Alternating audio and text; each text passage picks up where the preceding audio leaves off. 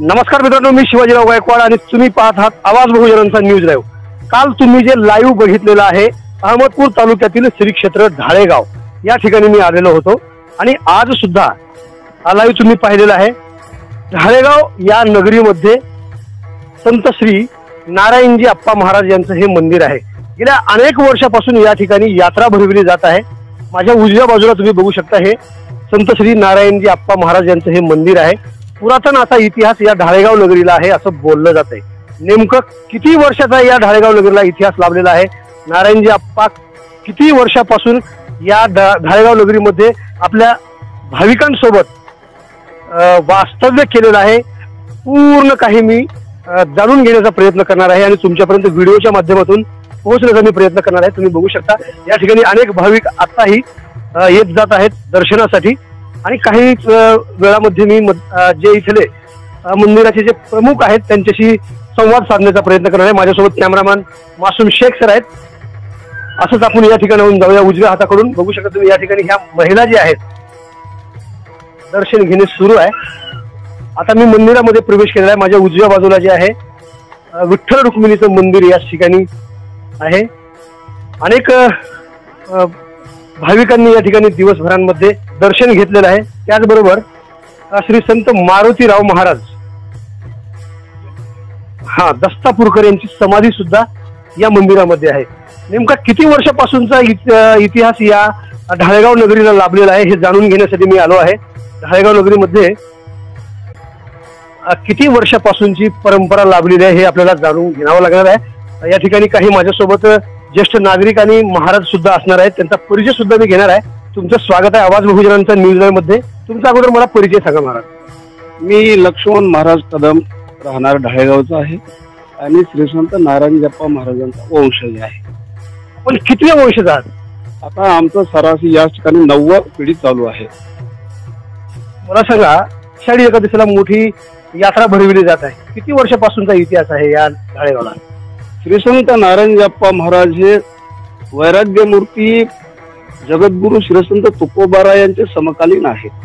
म्हणजे हे इसवी सनाच्या 17व्या शतकामधले एक महान साक्षात्कारी संत आहेत। तर तेव्हापासून हे जसे तुकोबाराय वारी करत होते तसे हे आमच्याही पिढीमध्ये नारायणजी अप्पा महाराज हे पंढरपूरची प्रत्येक महिन्याची वारी करत होते आणि ते वारी करीत असता त्यांचं आयुष्याच्या शेवटच्या क्षणाला आल्यानंतर त्यांना असणारं शरीराच्या वार्धक्यामुळं वारी होईनाशी झाली। त्यावेळेस त्यांनी पांडुरंगाला विनंती केली की मला आता यापुढं आपली वारी करता येणार नाही, आता मला आता शेवटचे दिवस दिसत आहेत। पांडुरंगाने त्यांना साक्षात्कार असा देऊन भेट देऊन त्यांना सांगितलं की नारायणा, तू काळजी करू नको, तू आयुष्यभर माझी खूप सेवा केलेली आहे, तुझ्या ऋणामध्ये एवढं तुझं माझ्यावर ऋण आहे की याच्या पुढं मीच तुझी असणारी वारी करील। तू आषाढीला आता पंढरपूरला यायची गरज नाही, तर मीच तुझ्या ढाळेगाव नगरीमध्ये येईल, ते म्हणजे खून पर्जन्याच्या रूपाने मी तुझी भेट देईल, असं हे इसवी सनाच्या 17व्या शतकामध्ये पांडुरंगाने दिलेलं वचन आहे। आणि तेव्हापासून या ढाळेगावचा आषाढी सोहळा पंढरपूरला जाण्याचा बंद होऊन तो ढाळेगावमध्ये आमच्या श्री संत नारायणजी अप्पा महाराजांच्या काळापासून जवळपास 450 वर्ष झाला हा सोहळा या गावामध्ये चालू आहे। एकूणच पाहिलं तर प्रति पंढरपूर म्हणायला हरकत नाही। अहमदपूर तालुक्यातील ढाळेगाव नगरी जी आहे याच ढाळेगाव नगरीला शासनाकडून काही तीर्थक्षेत्राचा दर्जा मिळालेला आहे। शासनाकडून जवळपास 20 वर्षापूर्वीपासून तीर्थक्षेत्राचा दर्जा प्राप्त आहे। धन्यवाद महाराज दिलेल्या माहितीबद्दल। माझ्यासोबत आणखी डॉक्टर पांडुरंग कदम सर असणार आहेत, आपण त्यांच्याकडे जाऊया। सविस्तर अशी काय माहिती सांगणार आहेत बघूया आपण। आत्ताच लक्ष्मण महाराज यांनी सांगितल्याप्रमाणे आमची 9वी पिढी चालू आहे आणि प्रतिवर्षाप्रमाणे आषाढी एकादशीला सुरुवात होऊन हा उत्सव 5 दिवस चालत असतो। गुरुपौर्णिमेच्या दिवशी यात पालखी महाराजांची पालखी निघत असते। त्या दिवशी त्यांनी सांगितल्याप्रमाणे श्री साक्षात पांडुरंग ढाळेगाव येथे पर्जन्य रूपाने त्या दिवशी पालखीवर येत असतात आणि दुसऱ्या दिवशी महाराजांची पालखी आणि छत्री महोत्सव असतो। त्यांचा वंशज म्हणून हा मान माझ्याकडे आलेला आहे. सर्व गावकरी पूर्ण 5 दिवस मोठ्या उत्साहानं हा सोहळा साजरा करत असतात. आणि एक आख्यायिका आहे, जरी पाऊस नाही पडला तरी गुरुपौर्णिमेच्या दिवशी पालखीच्या स्वरूपात आतापर्यंत असा अनुभव आलेला आहे की आतापर्यंत कधीच न झालेली पेरणी तिथून सुरुवात झालेली आहे. की 2-3 दिवस प्रत्यक्ष अनुभवात घेतलेले आहेत. तर तुम्ही काल होतात तिथं, तुम्ही पण अनुभव घेतलेला आहे. तर या संदर्भात आम्ही शासनाकडे अगोदरचा क दर्जा होता, ब दर्जा करता आम्ही दाखल केलेला आहे. आता आमचे लोकप्रतिनिधी त्याच्याबद्दल काय पाठपुरावा करतात तीच आम्हाला बघायची. आता ग्रामपंचायतच्या माध्यमातून सुद्धा आमच्याकडे निधी भरपूर पडलेला आहे. जवळपास 70 ते 80 लाख निधी पडलेला आहे, पण त्याचा वापर व्यवस्थित होत नाही. का होत नाही ही मला माहिती नाही. आता या संदर्भात गावकऱ्याची पूर्ण ग्रामसभा घेऊन ग्रामपंचायतचे सदस्य, सरपंच यांना आम्ही याच्या संदर्भात जाब विचारणार आहोत, का होत नाही. आता ग्रामपंचायतचा कालावधी संपत आलेला आहे, तरी निधी तसा शिल्लक आहे खर्चा वाचून. काय कारण काय याच्या संदर्भात आम्ही जाब विचारणार आहेत. आता बघितल्यात अशा काही व्यवस्थित सुविधा इथं आम्हाला नाहीत. ज्या सुविधा ग्रामपंचायतनं द्यायला पाहिजे होत्या त्या सुविधा आम्हाला मिळत नाहीत. या संदर्भाचा खंत सर्व गावकऱ्यामध्ये आहे. तुमच्याकडे पुन्हा येणार आहे सर. तुम्ही बघू शकता माझ्या डाव्या बाजूला जे आहे संत श्री नारायणजी आप्पा यांचं जे हे देवस्थान जे आहे, मंदिर जे आहे, या ठिकाणी तुम्ही बघू शकता. काल याच नारायणजी आप्पा यांची पालखी जी आहे ढाळेगाव नगरीतून पालखी सोहळा संपन्न करण्यात आला. या पालखी सोहळ्यामध्ये जे आहे पंचक्रोशीतील भाविक मोठ्या उत्साहाने सामील झालेले होते. डॉक्टर साहेबांनी एक खंत व्यक्त केलेली आहे की ग्रामपंचायतच्या माध्यमातून जसा पाहिजे तसा विकास गावाचा झालेला नाही. तीर्थक्षेत्र ब दर्जाचं प्राप्त झालं पाहिजे, बस नाही तर अ दर्जाचं तीर्थक्षेत्र खऱ्या अर्थानं ढाळेगाव नगरीला प्राप्त झालं पाहिजे असंही म्हणता येईल. डॉक्टर साहेबांकडे जाण्याचा मी प्रयत्न करणार आहे. मला सगळ्या मंदिराबद्दल जे काही रहस्य बोलले जातात, मी ऐकलेलं आहे की पुरातन इतिहास तर आहेच नारायणजी आप्पा मंदिराला. ह्या वैशिष्ट्य काय मंदिराचं नेमकं तुमच्या शब्दामध्ये काय सांगतील आमच्या प्रेक्षकांना जे आहे? आमच्या पाठीमागे आपण जर मंदिरात पाहिलं तर आपण पाठीमागे जाऊ श्री विठ्ठल आणि रुक्मिणीच्या मंदिरामध्ये एक आमचा तिथं पाठीमागे एक गुहा आहे, भुयार. तर आतापर्यंत काही जणांनी जाण्याचा प्रयत्न केला पण काहीच पुढे जाऊ शकले नाहीत. पुढे असा अंधार दिसतोय, कुठंच लाईट दिसत नाही. त्याच्यामुळे गावकरी परत आलेले आहेत. प्रत्यक्ष माहिती देण्यासाठी माझ्यासोबत महाराज आहेत, आपण त्यांच्याकडे जाऊया. काय सांगायचं या संदर्भात सविस्तर? आमचे श्री संत नारायणजप्पा महाराज हे माऊलीचे अवतार असे या ठिकाणी ज्या ज्या महान साक्षात्कारी संतांनी सेवा केलेल्या आहेत आतापर्यंत, त्यांच्या वचनामृतामधून आम्ही ऐकलेलं आहे की श्री संत नारायणजप्पा महाराज हे आळंदीकर श्री संत ज्ञानेश्वर महाराजांचे अवतार आहेत. आणि त्यांची खून आम्हाला प्रत्यक्ष पटली केव्हा तर आळंदीमध्ये ज्ञानेश्वर महाराजांच्या समाधीच्या द्वारावर नंदी आहे आणि आमच्या नारायणजप्पा महाराजांच्या समाधीच्या द्वारावर शंभू महादेव आहेत. म्हणजे हे नाथपंथाची खून आम्हाला ज्यावेळेस पटली त्यावेळेस आम्हाला पूर्वी जे या ठिकाणी संत महात्मे सांगत होते त्याची प्रचिती आली. आमचे नारायणजप्पा महाराज जे माऊलींनी आतापर्यंत 108 अवतार धारण केलेले आहेत, त्यापैकी आमचे श्री संत नारायणजप्पा महाराज एक अवतार आहेत. हे आम्हाला खून आम्हाला प्रत्यक्ष पटलेली आहे. आमच्या मंदिरामध्ये महादेवाच्या पिंडी खालून एक गुहा आहे, त्या गुहेचं द्वार थेट समाधीमध्ये येत आहे. आपण प्रत्यक्ष आपल्याला या ठिकाणी पाहायला मिळत आहे. आपण थोडक्यात दाखवण्याचा मी प्रयत्न करणार आहे या व्हिडिओच्या माध्यमातून आमच्या प्रेक्षकांना जे आहे अनेक हजारो लाखो प्रेक्षकांना आवाज बहुजनांचा न्यूज लाईव्हच्या माध्यमातून ढाळेगाव नगरी तीर्थक्षेत्र ढाळेगाव नगरी येथील संत श्री नारायणजी आप्पा महाराज यांच्या मंदिरामध्ये प्रवेश केल्यानंतर आपण बघू शकता या ठिकाणाहून गुहा आहे असं बोललं जाते. या गुहा नेमकं काय आहे रहस्य गुहेचं हे आपण बघणार आहोत. माझ्यासोबत महाराज असतील आणि डॉक्टर साहेब पण असतील बघण्यासाठी. आपण टॉर्च वगैरे लावायला लागेल का मध्ये?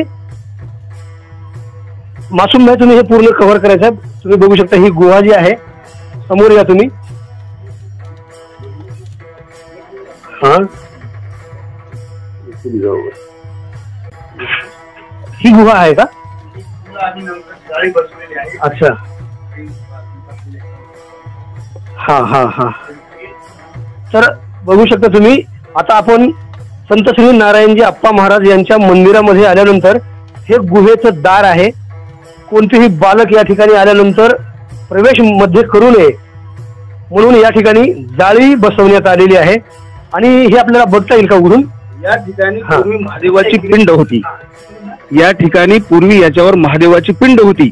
आम्ही काही मंदिराचा जीर्णोद्धार करण्याच्या उद्देशानं या ठिकाणी बसण्याकरता जागा व्हावी म्हणून आम्ही ती महादेवाची पिंड या ठिकाणची काढून बाहेर ज्यावेळेस स्थापना केली त्यावेळेस आम्हाला या ठिकाणी ही गुहा दिसली. इथं अगोदर आम्हाला माहिती नव्हतं हे, पण याची प्रचितीच आम्हाला पूर्वीची संत महात्मे सांगत होते की महादेवाची पिंड काढल्यानंतर प्रचिती आली की या ठिकाणी खरोखरच हे माऊलीचे अवतार आहेत आणि या ठिकाणाहून द्वार आहे आणि या ठिकाणी एक खोली आहे. विठ्ठल रुक्मिणी पांडुरंगाची जी मूर्ती आहे याच्या खाली 2 माणसं बसतील अशी एक खोली आहे. याच्या खाली, मूर्तीच्या एकदम खाली. आणि हे जे आहे चौकट, या चौकटीच्या खाली एक चौकट आहे आणि बरोबर 1 माणूस उंचीची ती चौकट आहे. आणि या चौकटीमधून द्वार थेट नारायणजप्पा महाराजांच्या मंदिराकडे, हे समाधी मंदिराकडे द्वार जातं. तर त्या ठिकाणी कोणी जाण्याचा प्रयत्न केलेला नाही. धन्यवाद महाराज, खूप छान माहिती आपण दिलेली आहे.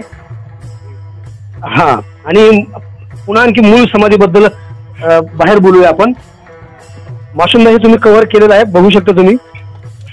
मंदिरामध्ये असलेल्या गुहेबद्दल जे रहस्य जे आहे महाराजांनी सांगितलेलं आहे, अतिशय रहस्यमय हे एक योग म्हणावा लागेल. नारायणजी अप्पा यांच्या मूळ समाधीबद्दल काय माहिती आहे? श्री संत नारायणजी अप्पा महाराज यांनी अगोदर आमच्या पूर्वजांना सांगितलं होतं की मी भगवंताची भेट घेऊन येणार आहे. 3 दिवस असणार, मला कसल्याही परिस्थिती माझ्या देहाला हलवू नका असं सांगून गेले असताना, परंतु पूर्वजांना ती लक्षात आलं नाही त्यांच्या. त्यांनी थोडासा अविश्वास दाखवून म्हणले आता गेलेला माणूस कुठे येत असतो का, म्हणून त्यांनी त्यांना बाहेर त्या ठिकाणी समाधी दिली. परंतु त्यानंतर 6 महिन्यांनी ज्यावेळेस त्यांची समाधी उत्थान झाली त्यावेळेस बिदरच्या बादशहाच्या ते स्वप्नात गेले आणि बादशहाला स्वप्नात जाऊन त्यांनी प्रत्यक्ष या ठिकाणी बोलून घेतलं. ज्याप्रमाणे आळंदीच्या माऊलींनी पैठणच्या एकनाथांना बोलून घेतलं होतं त्याप्रमाणे श्री संत नारायणजप्पा महाराजांनी तत्कालीन बादशाह बेदरचा त्यांच्या स्वप्नात जाऊन त्यांना खंत सांगितली की माझ्या पूर्वजांनी माझ्या इच्छेच्या विरुद्ध मला बाहेर समाधी दिलेली आहे आणि माझं स्थळ हे गावामध्ये मी निश्चित केलेलं आहे, तर त्याच ठिकाणी मला असणारी समाधी पाहिजे. तरी तुम्ही स्वतः येऊन या ठिकाणी मला समाधीतून हे करून गावातल्या माझ्या इच्छित स्थळ कोणतं त्यांनी स्वप्नात त्यांना सांगितलेलं होतं त्या स्थळावर त्यांना पुनश्च या ठिकाणी समाधी दिलेली आहे. तर ती मूळ समाधी आजही बाहेर आपल्याला पाहायला मिळते. महाराज मला सांगा, ही जी गुहा तुम्ही जे सांगितलेलं आहे, या गुहेबद्दल जे रहस्य सांगितलेलं आहे, त्याच्यामध्ये तुम्ही जाण्याचा कधी प्रयत्न केलाय का गावकऱ्यांनी? प्रयत्न सुरुवातीला आम्ही ज्यावेळेस मंदिराचा जीर्णोद्धार करण्याचा आमचा येत प्रयत्न होता त्या काळामध्ये आम्हाला महादेवाची पिंड काढल्यानंतर ही गुहा हे समजलं. तर त्यावेळेस मध्ये काही आमचे भाविक मध्ये गेले, काही अंतरावर म्हणजे या चौकटीपर्यंत आले. या चौकटीच्या पुढे गेल्यानंतर अशी बॅटरी मारली तर तो बॅटरीचा उलट प्रकाश येत होता. त्यामुळं म्हणजे जसं आपण आरशावर बॅटरी मारतो आणि ते परत प्रकाश येतो त्या पद्धतीनं तो प्रकाश परत येत होता. आणि त्यामुळे भाविकांना ती एक खूण वाटली की वा नारायणजप्पा महाराजांची इच्छा नाही पुढे कोणी येण्याची, असं समजून पुढे कोणी जाण्याचा प्रयत्न केलेला नाही. मला सांगा, पुरातत्व खात्याच्या अधिकाऱ्यांना सोबत घेऊन या संदर्भात जर माहिती जर घ्यायची जर ठरलं तर मग कसं, तुमचं काय विचार राहील यावरती? आमची काही हरकत नाही. त्यांना त्यांच्या पद्धतीने याचा जर शोध घ्यावा वाटत असेल तर आमचं त्यांना पूर्ण सहकार्य राहील आणि ती सर्वांच्याच दृष्टीने ती चांगलं राहील. याचा एक शोध घेतला तर सगळ्यांना माहिती होईल याचा पूर्ण इतिहास काय आहे आणि बांधकामाचं रहस्यही आणि आमच्या नारायणजप्पा महाराजांच्या समाधीचं रहस्य सगळ्यांना माहिती होईल. खूप छान माहिती दिली महाराज, धन्यवाद तुमचे पुन्हा एकदा.